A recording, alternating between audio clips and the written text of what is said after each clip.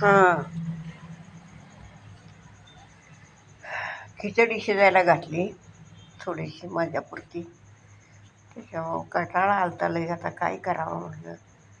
जरा बसते आपले लोळत होते. तर ते लक्षात आलं, मी लहानपणापासून ऐकत होते, प्रेम आंधळं असतं, प्रेम आंधळं असतं. प्रेम कसं आंधळं असतं हे मला काही कळतच नव्हतं. एवढं वय झालं पण मी कधी असं म्हणजे काही माहितीच नाही त्यातलं काय, कशाला प्रेम माहिती आणि कशाला काय. तर ते प्रेम आंधळं असतं. मग ते एकदा मी एका रेल्वे स्टेशनवर थांबले होते, रेल्वे यायची म्हणून. आणि थांबले तिथं तिथं पोलीस असे जवळ बोलत होते आणि ते बघत होते, ऐकत होते ते त्यांचं बोलणं. ती पोरगी आणि ती पोरगं, त्या पोरगीनं पैसे आणले होते घरून लई, दागिने आणले होते. त्याला म्हणत होती चल तू. त्याचा हात पकडला मनगट, जाम पकडलं आणि म्हणली चल तू. तर तो म्हणला मी आईबापाला एकटाच आहे आणि मी त्यांना सोडून असं बिन सांगता जाऊ शकत नाही.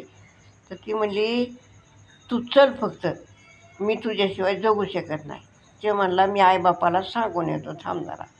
ती म्हणली तू जर गेला तर मी ट्रेन खाली जीव देईन म्हणली. त्याने हाताला झटका मारला, तसा गेला. मी स्वतः बघितलं मी ते समोरच.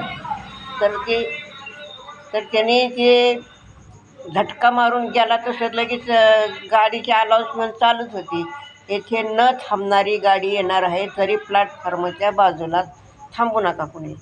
तर ती गाडी आली आली तसं लगेच त्या गाडीपुढं तिने उडी मारली. तिचे 3 तुकडे झाले होते. त्या पर्समध्ये सगळं काय काय होतं, पैसे दागिने कपडे बिपडे काय काय त्या बॅगेत होते. त्या पोलिसांना मी म्हणलं का हो साहेब, म्हणलं ती पोरगी बोलत होती कशी. ते म्हणले आम्हाला सांगितलं तर आम्ही करतो. मग हे असं असतं.